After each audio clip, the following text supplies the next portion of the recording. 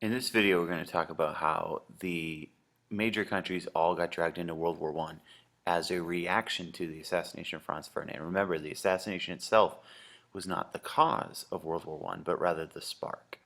So our essential question, the question that you have to write an answer for and bring into class, is how did the major countries of Europe each get involved in World War I?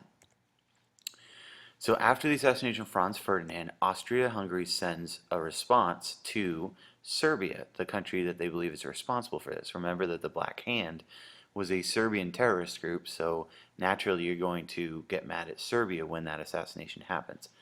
And they give Serbia what's called an ultimatum, which is basically a threat. Do this or face this consequence, like do your homework or you're grounded for 2 weeks. So the ultimatum that Austria-Hungary gives Serbia is to end all anti-Austrian activity and allow a full investigation, allowing Austria-Hungary to arrest anybody that they believe was part of the assassination plot and bring them back to Austria-Hungary.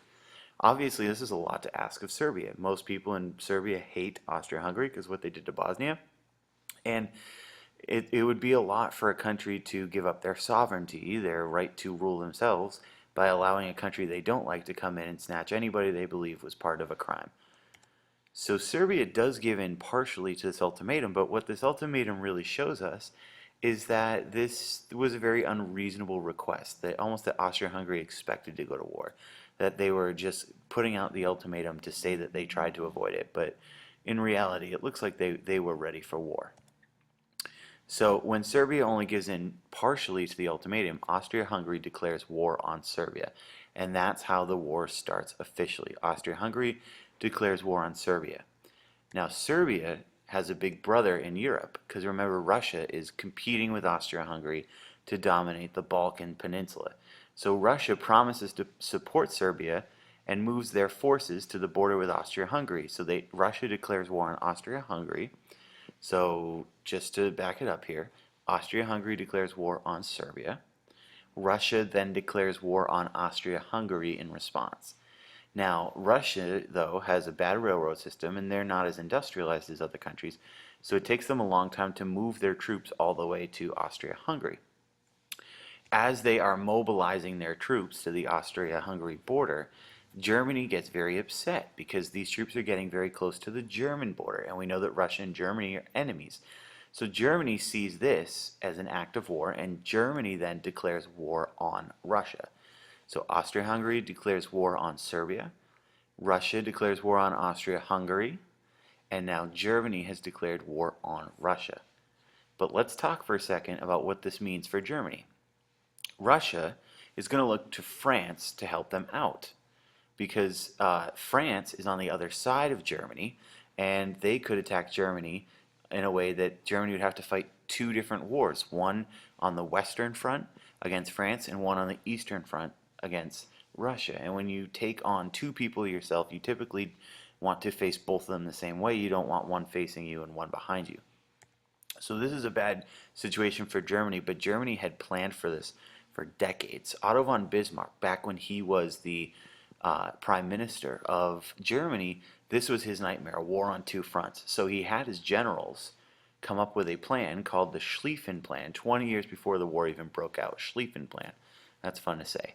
And the plan was to take out France quick because they knew that Russia would be slow to mobilize, that it would take them a long time to get their troops to Germany. So you take out France quick, one-on-one, Germany against France, and once you've knocked out France, then you turn around and you hit Russia one-on-one. And Germany knew that they were strong enough to beat both of these countries one-on-one, so this was a way that you wouldn't have to fight both of them at the same time on two different sides of your country. So the problem, though, is that if Germany is going to beat France quickly, they don't want to go through the Alps, the mountains between Germany and France. They want to get to Paris, the capital of France, as fast as they can. To do that, they have to go through the country of Belgium. Now, wait a minute. Belgium wasn't part of the Triple Entente. Belgium wasn't part of the Triple Alliance. That's because Belgium is a neutral country. They practice neutrality. When they don't take either side, they try to stay out of the war. So even though Belgium is a neutral country, and they've declared their neutrality, and they say, leave me alone, leave us out of this, go around Belgium, we don't want any part of this war, Germany still goes through Belgium anyways. So Germany ignores Belgium neutrality and goes through them on their way to France. Now, if you look at your maps that you made in class, you'll notice that just off the coast of Belgium is Great Britain. And this makes Britain nervous because Germany is now very close to Great Britain's coast. So when Germany decides to go through Belgium and violate its neutrality, this forces Great Britain to declare war on Germany. So once again, Austria-Hungary declares war on Serbia. Russia declares war on Austria-Hungary. Germany declares war on Russia, and then Germany declares war on France. And when Germany goes through neutral Belgium, Great Britain declares war on Germany. So that's how most of the major powers in Europe enter World War I. So we have new teams now. The Triple Entente and the Triple Alliance are now completely new teams once the war breaks out. We have the Central Powers, which are Austria, Hungary, and Germany. And we have the Allied Powers, which used to be the Triple Entente, Russia, France, and Great Britain. Italy was originally part of the the Triple Alliance before the war. Italy starts out neutral. They don't join Germany and Austria-Hungary in this war. In fact, Italy's very upset that Germany violated Belgium's neutrality, and they say, well, you know, we never really had any enemies on the other side, so we're just going to stay neutral when the war starts. Eventually, they'll switch over to the Allied side, as we'll talk about later in this unit. And the Ottoman Empire and Bulgaria, they join the Central Powers as well. So, just to give you a rough breakdown of what this war looks like once it starts, Great Britain, France, and Russia form the Allied Powers, and the Central Powers are Germany, Austria-Hungary, and the Ottoman Empire. And like we said before, Italy, before the war, is part of the Triple Alliance. They will start the war neutral, and then they'll eventually move over here to the Allied Powers later on. So that's how all the major countries of Europe end up in World War I. So for class, be sure to explain in your own words how each of these countries ended up declaring war and getting involved in World War I.